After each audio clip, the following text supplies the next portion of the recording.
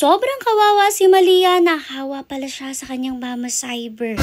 Hello Pack members! Welcome back to Husky Pack TV! Yung video natin for today ay continuation ng video natin yesterday. Kung hindi nyo napanood yun, panoorin nyo muna para mag-gets nyo kung ano yung nangyayari today. Bali kahapon nga, nagtapos tayo sa kaganapan na si Malia nga ay sinakay na dito sa sasakyan para maisugod na sa van. Mag-isa nga lang siya nito sa likod dahil super behave lang din naman niya. Pero wag kayong mag-alala dahil yung kanyang harness nakatali rin naman dyan sa upo. Kaya naman kahit medyo mapapreno nga ng konti, hindi naman siya tatalsik dahil nakatali nga siya. But still, meron naman siyang enough na leash or tali para makamove around pa rin. Kita nyo naman nakakalipat pa rin nga siya dyan kay mother from left to right. At talagang pilit pa nga pumapasok dyan kay mother. Maya pa, nakarating na rin nga sila finally dito sa kanilang destination. Alam nyo naman, hindi pa rin talaga tayo lumilipat ng veterinary clinic na pinagdadahan sa ating pack members. Dito pa rin tayo sa Raimundo G Farm Veterinary Clinic. Dito nga tayo pumunta sa kanilang branch dito sa may public market ng San Jose. At ayan, enjoy na enjoy si Malia kasi ngayon lang ulit siya nakalabas. Pagdating nga dito, sinalubong na rin naman tayo ng staff ng Raimundo G Farm Veterinary Clinic at sila na rin nga yung nag-assist at nag-akyat dito kay Malia. Malilim din naman sa park na to kaya naman hinayaan na lang din siya lumakad mag-isa pataas. At least na-enjoy pa nga niya yung paakyat. Syempre, bihira na lang din kasi siyang makalabas kaya naman natutuwa siya sa mga simpleng labas na ganito kahit nga papuntang vet pa yan. Anyways, konting backstory muna tayo kung bakit natin dinala si Malia sa vet. Bali, napansin nga natin na yung pupo niya ay basag na basag. At bukod doon, very uncomfortable na siya for 2 days na nga po dahil talaga nag-iiyak siya doon sa kanyang room, which is very unusual para sa kanya. Pagdating nga pala dito, ayan, tinimbang agad si Malia. Binuhat pa nga siya ni kuya para makuha yung timbang niya. Sabi ko nga kawawa naman yung nagbuhat. Sa bugat ba naman ng Malia na to?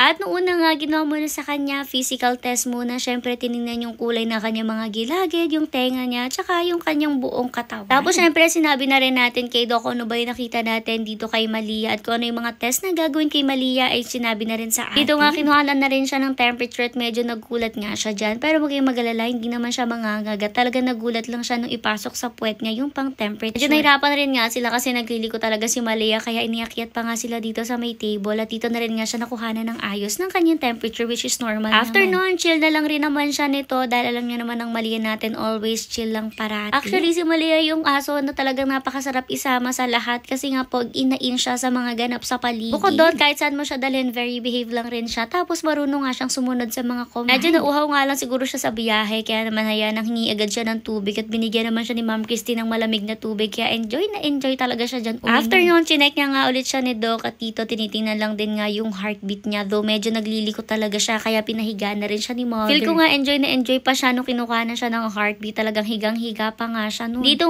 na talaga yung pinakamahirap na part yung kukuhanan na siya ng dugo.